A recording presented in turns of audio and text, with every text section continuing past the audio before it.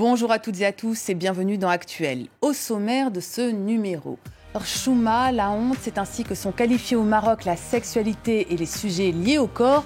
Notre invitée, la dessinatrice Zainab Fassiki, en a fait un livre pour y dénoncer les tabous. Dans l'imaginaire collectif alimenté par les westerns, c'est un univers viril, mais désormais l'Ouest américain n'est plus seulement celui des cow-boys. Les femmes représentent désormais 30% des propriétaires de ranch. Reportage à suivre. Mais pour commencer, à noter ces 3 infos. Au Soudan, les femmes enfin autorisées à porter des pantalons et à danser. Le nouveau Premier ministre a annulé une loi qui restreignait leur liberté sous Omar el-Béchir. C'est une première victoire pour les Soudanaises qui étaient en avant-poste dans le mouvement contre l'ancien régime. En Inde, de nombreuses manifestations après de récents viols, celui d'une fille de 6 ans retrouvée étranglée et dénudée, et un autre collectif d'une vétérinaire de 27 ans. Dans ce pays, les agressions sexuelles sont nombreuses et la justice lente à condamner leur auteur. Et de l'autre côté de la planète, au Chili, comme par écho, des féministes dénoncent l'impunité dont bénéficient les violeurs et la culpabilisation de leurs victimes. Cette chorégraphie a fait le tour des réseaux sociaux et est reprise dans nombre de pays.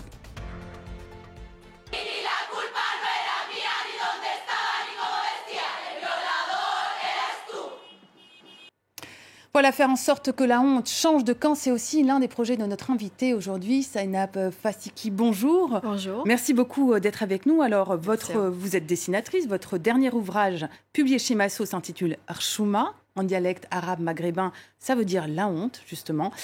Vous y expliquez qu'au Maroc, tout ce qui a trait à la sexualité, au corps, à la nudité, c'est tabou. Pourquoi est-ce que vous avez voulu le briser ? Donc bien évidemment, j'ai rédigé le livre Chouma parce que j'ai entendu toujours le mot Chouma quand je me dessinais toute nue. Ça fait vraiment 3 ans, 4 ans dans mes productions artistiques. Donc j'entendais toujours le mot « Ah non, Chouma, il ne faut pas faire ça ». Mais même dans ma vie intime, avec la famille, dans la rue. Et donc pour briser les tabous, j'ai trouvé que le mot Chouma comme titre parfait. Et c'est pour cela. Alors, vous parlez d'une vraie culture de la honte, en fait, et vous dites elle a anéanti des centaines de milliers de vies, frustré de puissants désirs et conduit à de nombreux crimes. C'est quoi ces crimes ?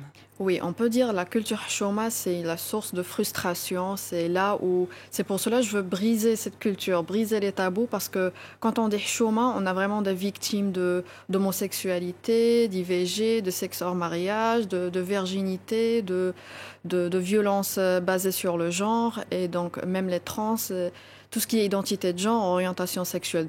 Et la culture chouma, elle est contre cette liberté individuelle. Et même sur le manque d'informations. Alors votre livre, c'est un peu aussi comme un manuel qui explique un certain nombre de choses. D'ailleurs, vous dites qu'il n'y a pas de mot donc, dans le dialecte arabe local pour dire le mot vagin, par exemple. Ça n'existe pas. Oui, on a des mots, mais ils ont une connotation négative, péjorative. Par exemple, ça dépend des régions au Maroc. Ils ont par exemple quelques mots qui n'ont pas une connotation négative, mais ce n'est pas très, très utilisé par les parents ou bien à l'école ou dans la rue. À qui se destine ce livre ? Alors, le livre Chouma, il est destiné pour les parents et pour les ados, que ce soit des Marocains, Algériens, enfin des Maghrébins, même des Français, parce que la culture chouma, elle est vraiment partagée entre la France et Maroc. Alors, vous dénoncez la honte d'un côté, mais en même temps, vous dénoncez aussi une forme d'hypocrisie qui existe, parce que finalement, la sexualité, elle existe aussi en dehors du mariage. Qu'est-ce qui explique cette hypocrisie, d'après vous ? Qu'est-ce qu'il faut changer, en fait ? Il y a une hypocrisie actuellement au Maroc. Ça veut dire il y a tout le monde qui pratique tout, mais on n'arrive pas à assumer. Et donc, il y a même des gens qui sont contre la liberté. Ils font de l'hypocrisie, ils pratiquent tout et ils disent non, il ne faut pas le faire. Et donc, c'est à cause d'un code moral, de la religion, des lois, et donc il faut toujours garder cette image parfaite. Mais pour moi, on ne peut pas le faire. On est des êtres humains, on a des désirs à vivre, et donc c'est pas possible. Donc c'est pour cela qu'il faut dépénaliser le désir. Comme ça, on n'aura plus de tels phénomènes sociaux. Vous dites dépénaliser le désir, ça veut dire aussi dépénaliser les relations hors mariage. Ouais. C'est une des choses que vous préconisez. Alors, vous avez parlé de désir et de représentation. Donc, vous mettez des mots et des images clairement sur les choses, sur le désir, sur le corps, sur la sexualité. Vous parlez aussi, et vous montrez le corps des femmes, mais de façon extrêmement réaliste, avec leur bourrelet, leur pilosité, avec un trait un peu dur. Vous allez à l'encontre finalement des représentations qu'on a des femmes souvent dans les magazines féminins notamment. Pourquoi ? Oui, bien sûr, je suis bien évidemment contre le sexisme dans tout ce qui est publicité, médias. Il y a vraiment des propagandes depuis des années qu'on veut vraiment avoir ce corps féminin parfait, alors que ce n'est pas le cas. On doit accepter notre corps naturellement et du coup, je mets en valeur la diversité de beauté corporelle. Et bien sûr, aussi la nudité, ce n'est pas juste pour cela, mais aussi pour briser le tabou de nudité artistique au Maroc. Briser le tabou de la nudité artistique. Alors, à quel point vous avez l'impression que la société marocaine, qui est quand même très conservatrice, notamment peut-être dans les campagnes, est prête à évoluer sur toutes ces questions ? Alors, c'est pas facile. Il y en a quand même des communautés qui existent et qui sont pour tout ce qui est liberté individuelle, mais c'est vrai, la majorité, il y a une vague d'intégrisme, d'islamisme qui règne maintenant. Et du coup, en fait, le message, c'est pas forcer cette liberté sur ces communautés conservatrices, mais en fait, c'est un message de paix. Je veux qu'on vive tous en paix, qu'on accepte la diversité, qu'on accepte les choix des autres. Et donc, c'est ça vraiment le message. Voilà, et c'est un message de tolérance et ce sera le mot de la fin. Merci beaucoup, Zainab Fassiki, dont je rappelle le titre de votre livre, Chouma, corps et sexualité au Maroc, chez Massou. Merci beaucoup. Merci. Partons à présent dans l'Ouest américain. Dans cette région de cow-boys, les femmes commencent à délaisser les seconds rôles. Désormais, elles sont dirigeantes de 30% des ranchs. Regardez. Dans l'histoire, comme à Hollywood, c'est une terre qui symbolise une certaine virilité américaine. Le Colorado, le grand ouest des westerns et des cow-boys. Ce sont ces grands espaces chargés de clichés qu'arpente tous les jours Caitlin Taussig. Les gens nous appellent souvent les femmes cow-boys. Mais un cow-boy, ça sort et ça guide le bétail. Tandis que moi, je dirais que je suis une rancheuse. J'ai une grosse exploitation et je m'occupe de plein d'autres choses que du bétail. Avec sa mère, Caitlin Taussig a repris l'exploitation familiale. Un immense ranch à 3000 mètres d'altitude avec 170 bêtes de race Angus. Et les débuts n'ont pas été faciles. Quand j'étais jeune, j'étais souvent très frustrée.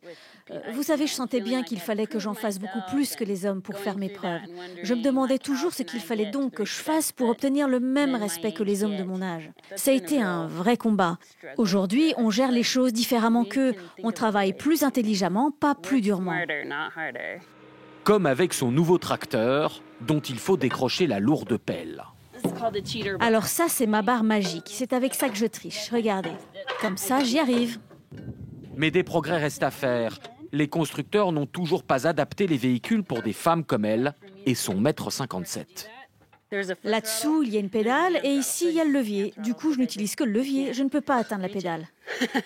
En 40 ans, le nombre de femmes propriétaires ou copropriétaires d'exploitation est passé de 5 à plus de 30%. La raison, les hommes désertent de plus en plus ces métiers difficiles et les héritages reviennent aujourd'hui à de nombreuses femmes. Mais pour Caitlin Taussig, qui n'a pas encore pu construire de famille, c'est aussi un lourd prix à payer. Les hommes peuvent être un rancheur du moment qu'ils ont une femme qui s'occupe des enfants et de la cuisine. Mais si vous voulez être une rancheuse, ça sera forcément plus compliqué pour vous.